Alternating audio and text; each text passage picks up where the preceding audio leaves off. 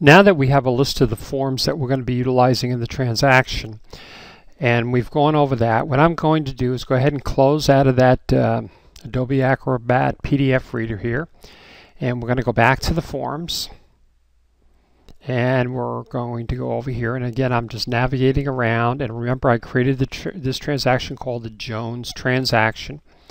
And what I need to do is I need to pull the forms that I'm going to be utilizing into the transaction. So I have put them, if you look at your forms, I've put them under form numbers. So what I'm going to be doing is I'm going to go ahead and pull those forms over now. So the first thing that I'm going to do is that I'm going to just drop this little arrow down here, and I can go in here and add the form, print a sample, preview the form, or close. I'm just going to go ahead and try one way, which is to add the form. And so what happens is you now see that I've put the form over here. The next thing is I want to mention, because for me it makes a little bit easier if I sort them by form number. And down the bottom of each one of the forms, just like you do like on an Internal Revenue form, you know, your IRS forms, they have, you know, like 1040, whatever. It's the same thing here. They have a form number so that they can track it. So what I'm going to do is just go down and pull them. Remember, they were initially in alphabetical order, and I'm going to go ahead and sort them and put them in form number order. So I'm going to go down here and just pull the numbers. I'm going to go down here and find the first one, which is the RLA, which is the Residential Listing Agreement, which is located right down here. And I'm just going to go ahead and double click on it, which is another way that I can get it in there. So remember, I could either use this drop down arrow to add it, or I can just double click on it, which is what I just did. The next form I'm going to have is the AD form, which is the Agency Disclosure form. And you'll notice that there's various copies of this. This is the form where you're telling the client, you know, who you represent in the transaction. Again, this is something covered in real estate principles and specifically real estate practice. Agency disclosure, who are you representing? So I'm going to go ahead and pull that form over, and I'm double click on it. Then I'm going to go down again, and I know maybe I should have put these in the order, but I just want you to see how I can go up and down this list. I'm going to go to the SA form, which is the seller's advisory.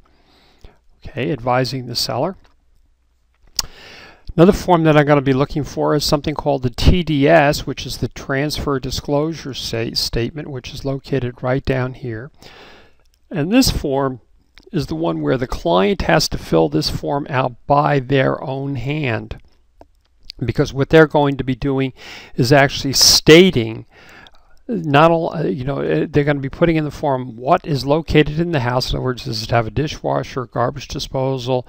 Does it have a hot tub, a pool, whatever? And it's also going to be talking about the condition of the property, and it's also going to be having things like, is it in a high noise area? Does it have an airport by it? Has anybody passed away in the house in the last so many years? Do they have building permits or work done that they didn't get building permits? That's what they're going to be filling out. Then we have the SDS. We're not going to have. What we are going to be utilizing, though, if you remember correctly, is we're going to be using the WHS-11 form. Okay, and I'm going to go down here and see if I can find that STUV WH water heater statement, and WS right here, water heater and smoke detector statement. So I'm going to double click on that, and I'm going to go back up again and get the FDL, which is the EFDL. This is the lead-based paint form. Okay. And then I'm going to get the estimated seller's proceeds form right here, located right here.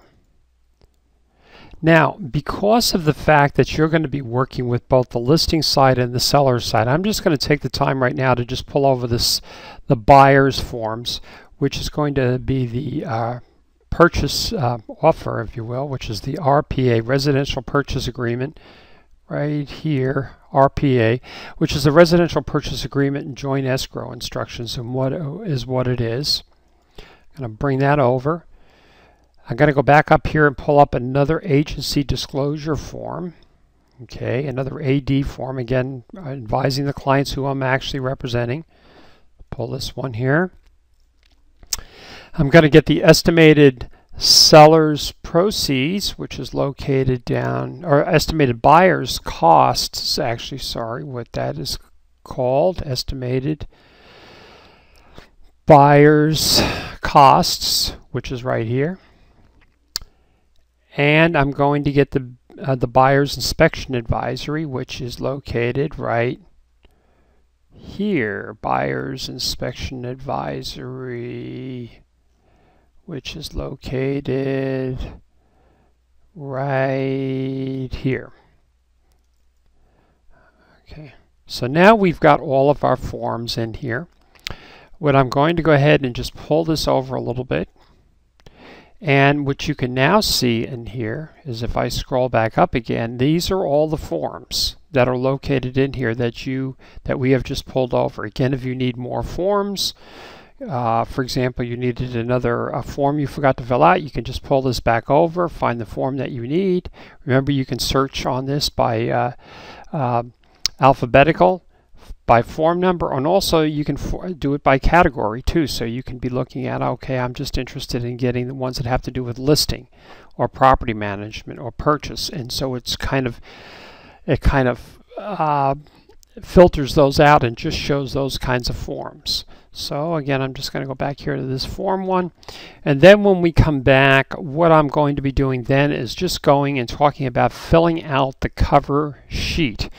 And that's going to be critical because the cover sheet is where you're going to provide some general information about the transaction that, once you fill that out, is going to be copied to the rest of the form. So it's like you fill out in one location and it gets copied to the other forms.